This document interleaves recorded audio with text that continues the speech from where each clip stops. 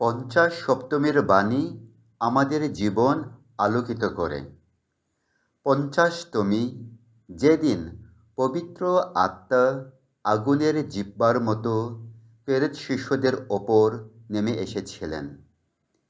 প্রেরিত শিষ্যগণ পবিত্র আত্মাকে লাভ করে ভীত ও দুর্বল থেকে সাহসী ও যিশুর সাক্ষী হয়ে উঠেছিলেন। আবার এই দিন মণ্ডলীরও জন্মদিন। যিশুর মৃত্যুর পর শিষ্যগণ ভয়ে বদ্ধ ঘরে লুকিয়েছিলেন। তারা অনিশ্চয়তা, হতাশা ও ভয়ে ছিলেন। কিন্তু পবিত্র আত্মাকে লাভ করার পর মুহূর্তের মধ্যে চিত্র বদলে গেল। যে শিষ্যগণ ভয়ে কথা বলতে পারত না, তারাই আজ রাস্তায় নেমে সাহসের সঙ্গে যিশুর বাণী ঘোষণা করতে লাগলেন। পবিত্র আত্মার প্রথম কাজ হল ভীত হৃদয়কে সাহসী করে তোলা। প্রিয়জনেরা, আজও আমরা ভয়ের সঙ্গে বাস করি। ভবিষ্যতের ভয়, ব্যর্থতার ভয়, অসুস্থতার ভয়, সমাজের চাপ, পরিবারে অশান্তি ইত্যাদি। কিন্তু পবিত্র আত্মা আমাদের মনে করে দেন যে আমরা একা নই, ঈশ্বর আমাদের সঙ্গেই আছেন। পবিত্র আত্মার দ্বিতীয় কাজ হল আমাদের মধ্যে ঐক্য দান করা। প্রেরিত শিষ্যদের কথা বিভিন্ন ভাষার মানুষ বুঝতে পেরেছিল। অর্থাৎ পবিত্র আত্মা বিভেদ সৃষ্টি করে না, তিনি ঐক্য গড়ে তোলেন।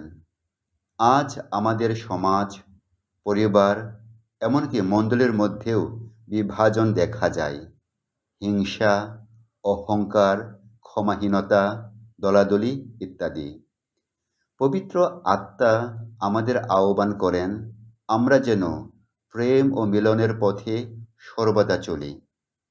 আজ আমরা পবিত্র আত্মার কাছে এই তিনটি অনুগ্রহ যাচনা করতে পারি।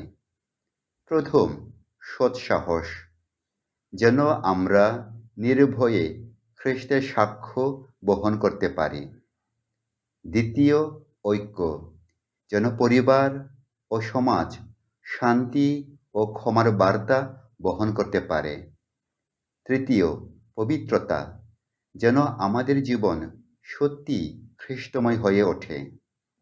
প্রিয়জনেরা, পবিত্র আত্মার অবতরণের ঘটনা কোনো অতীতের ঘটনা নয়, আজও তিনি জীবন্ত ও কার্যকর।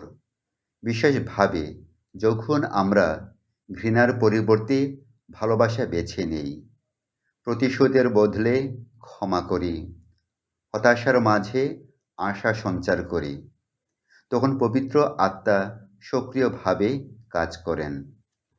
প্রিয়জনেরা, আসুন আজ আমরা পবিত্র আত্মার কাছে আমাদের হৃদয় দুয়ার খুলে দেই।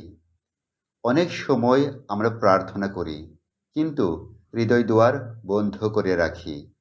আমরা চাই ঈশ্বর আমাদের জীবন বদলে দিক, কিন্তু আমরা নিজেদের বদলাতে চাই না।